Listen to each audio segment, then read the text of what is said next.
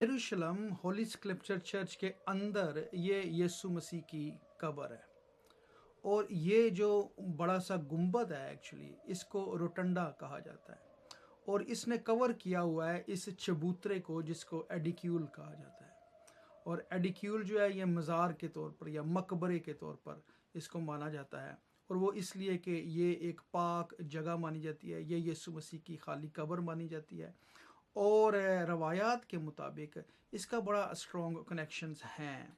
मैं आपको बताता चलूँ, एक और जगह भी है जिसको गार्डन टोम के नाम से पुकारा जाता है। वो भी एक दूसरी जगह है जो दूसरी कह लें कि ऑप्शन मानी जाती है कि यहाँ पर भी हो सकता है। लेकिन ज़्यादा चूँकि ठोस सबूत रवायात इस जगह से मंसूब हैं, इसलिए ज़ायरीन की बड़ी तादाद और चर्चेज़ भी इसको ज़्यादा ओनरशिप देते हैं। ये जो एडिक्यूल है, इसके अब दो चैम्बर्स हैं।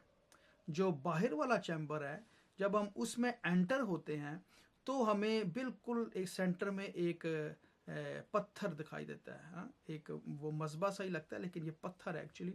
और ये माना जाता है कि ये वो पत्थर है जो यीशु मसीह की कब्र के आगे जिसको लुढ़काया गया था। ये उसका हिस्सा है, बहुत बड़ा हिस्सा है उसका। और इसको आज जो है ना वो संगे मरमर से तकरीबन कवर कर दिया गया है, क्योंकि ज़ायरीन क्या करते थे, लोग जो आते थे वो थोड़ा थोड़ा पत्थर तोड़ कर तो लेते जाते थे।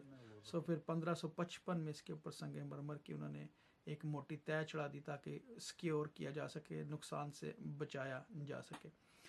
अच्छा, ये चैम्बर पहला चैम्बर है और इस पत्थर को फरिश्ते का पत्थर भी कहा जाता है।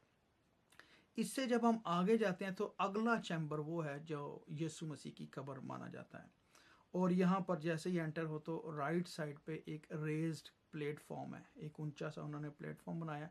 और वो एक्चुअली जो है मसीह की कब्र मानी जाती है कि यहाँ पर खुदावंत के बदन को रखा था।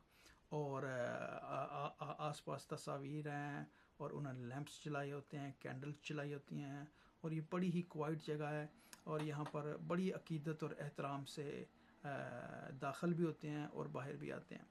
और ये आज जो है ये आर्मीनियंस और ऑर्थोडॉक्स और कैथलिक जो कलीसियाँ हैं, ये एक्चुअली उनकी मुश्तरका ओनरशिप में भी है और वो ही इसकी देखभाल भी करते हैं। यहाँ पर डेली मासेस होती हैं, इसको इबादत गाह का दर्जा है और यहाँ पे दुआ भी की जाती है, मास भी की जाती है।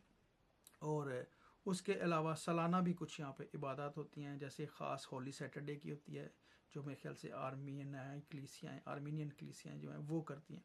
और वो होली सैटरडे को कहते हैं कि फायर आई थी आसमान से अर्ली सेंचुरीज़ में।